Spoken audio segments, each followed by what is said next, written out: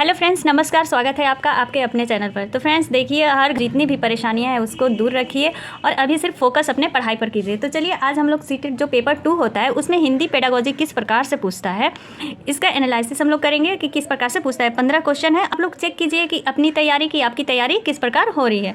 तो प्लीज़ सारी परेशानियाँ दूर करें और तैयारी में लग जाए। सीटेट एक बार निकल गया तो फिर ये जीवन भर के लिए ऐसा नहीं है कि बार बार मेहनत करना पड़ेगा। तो एक बार मेहनत कर लीजिए और सीटेट क्वालिफाई करके मार्कशीट घर लाइए। चलिए स्टार्ट करते हैं बिना देरी किए। अब ये पहला क्वेश्चन है हिंदी पेडागोजी में, बच्चे के स्कूल की भाषा और घर एवं पड़ोस की भाषा में डैश होना या होनी चाहिए।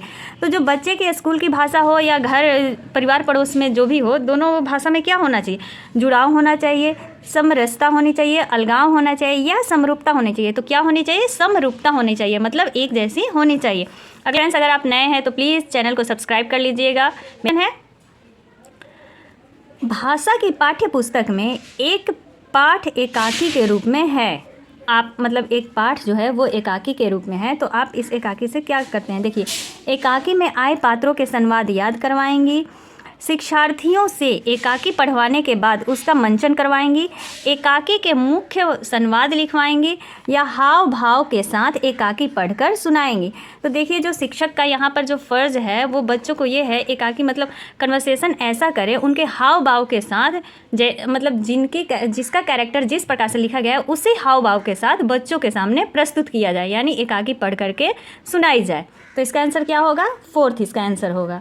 कि नेक्स्ट क्वेश्चन है, लिखना एवं पढ़ना सीखने के संदर्भ में कौन सा कथन सबसे उपयुक्त है? लिखने और पढ़ने के मतलब संदर्भ में पूछ रहा है कि कौन सा कथन सही है। पढ़ना सीखने की तुलना में लिखना सीखना जटिल है। ऐसा थोड़ी ना है कि लिखना सीखना जटिल है। देखते हैं, लिखना सीखने की तुलना में पढ़ना सीखना जटिल है। दोनों कौशल एक एक करके सीखे जाते हैं। ये बात तो सही है कि दोनों कौशल जो है वो एक एक करके ही सीखेंगे।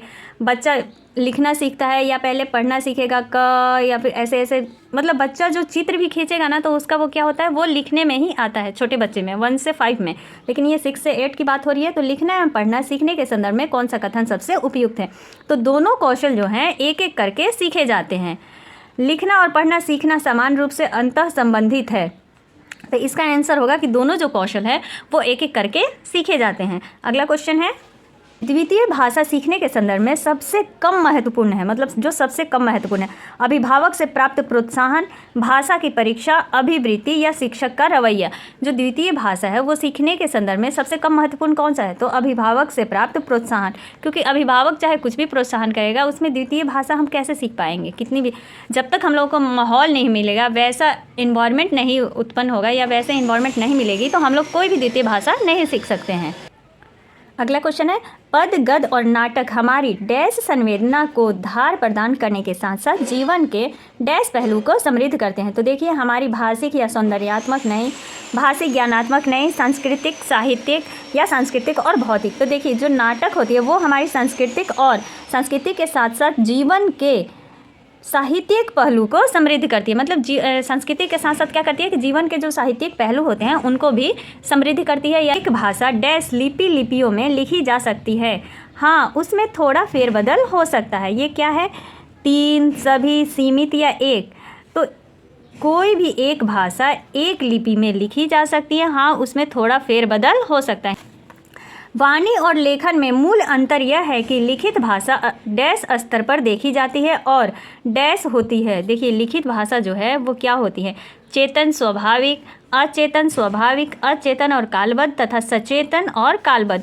तो कोई भी वाणी और लेखन जो भाषा है वो लिखित भाषा सचेतन होती है तथा स्तर पर देखी जाती है, और क्या होती है? और कालबद्ध होती है। मतलब जिस समय में वो लेखन लिखी जा रही है उसके अनुसार वो होती है। जैसे हिस्ट्री हमारा क्या है?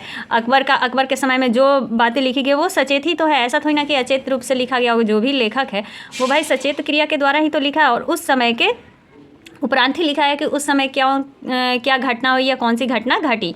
तो यही बोल रहा है कि लिखित भाषा जो है वो सचेतन स्तर पर देखी जाती है और कालबद्ध होती है।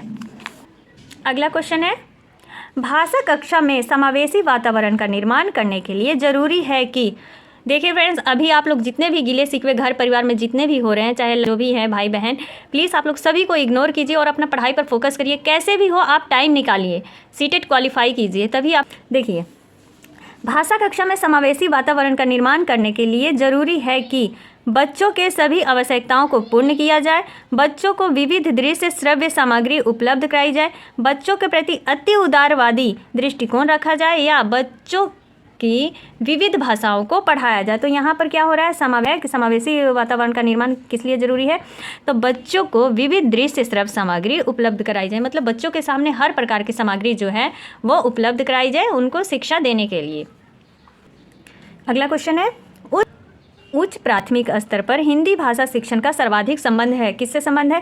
पढ़ी सामग्री के बारे में आलोचनात्मक चिंतन से, हिंदी की व्याकरणिक व्यवस्था को ले जाने से, सृजनात्मक लेखन की अनिवार्यता से या हिंदी की ध्वनियों को सिखाने से। तो किससे संबंधित है?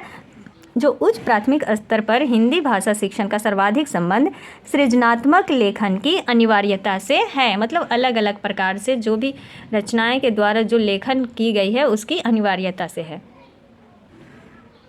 अगला क्वेश्चन है, भाषा नियमों द्वारा डैश का माध्यम भर नहीं है बल्कि यह हमारी सोच को भी निर्मित करती है। मतलब भाषा जो है वो क्या करती है, हमारी नियंत्रित डैश का सौंदर्यवध करती है, संस्कृति करती है, संप्रेषण करती है या कला करती है। तो क्या होता है, संप्रेषण होता है, यानी जो हम एक दूसरे से संवाद करते हैं भाषा नियमों द्वारा नियंत्रित संप्रेषण का माध्यम भर नहीं है बल्कि यह हमारी सोच को भी निर्मित करती है। भाषा जो है हमारी सोच का भी निर्मित करती है। ऐसा नहीं कि जो भाषा है वो सिर्फ एक दूसरे से बात करने के लिए ही बना हुआ है, एक दूसरे के विचारों को प्रकट करने के लिए नहीं, वो भाषा के द्वारा हम किसी के आचरण, किसी की नैतिकता के बारे में भी पता लगा सकते हैं, उस व्यक्ति के बारे में भी पता लगा सकते हैं कि वो व्यक्ति किस प्रकार का है या उसका जो नेचर है वो कैसा है। देखिए, एक शिक्षिका है पूनम जो अपने विद्यार्थियों को पढ़ाते समय दृश्य श्रव्य सामग्री का प्रयोग करती हैं। इसका प्रमुख कारण है कि वह कक्षा के सभी बच्चों की आवश्यकताओं को संबोधित करती हैं, सभी बच्चे को नियंत्रण में रखती हैं, मतलब इसलिए उपयोग करती हैं, सभी बच्चों की रुचि का ध्यान रखती हैं या सभी बच्चों का मनोरंजन करती हैं। तो इसका आंसर क्या होगा कि जहां वो दृश्य श्रव्य सामग्री का प्रयोग करी हैं तो इसका मतलब ये हुआ कि वे सभी बच्चों की रुचि का ध्यान रख लिए। मान लीजिए जिस बच्चे को थोड़ा सा सुनने में तकलीफ हो रहा है तो वो देख करके समझ सकता है, या जिस बच्चे को देखने में तकलीफ हो रही है वो सुन करके समझ सकता है, उस जो पढ़ाते समय जो यूज़ कर रही हैं वर्ड उसको। तो यहाँ पर क्या होगा कि सभी बच्चे की रुचि का ध्यान रखती हैं। कक्षा 8 के बच्चों को सतत आकलन करने में सबसे अधिक महत्वपूर्ण है। देखिए कक्षा 8 का है क्योंकि ये सेकंड पेपर का हिंदी पेडागोजी है।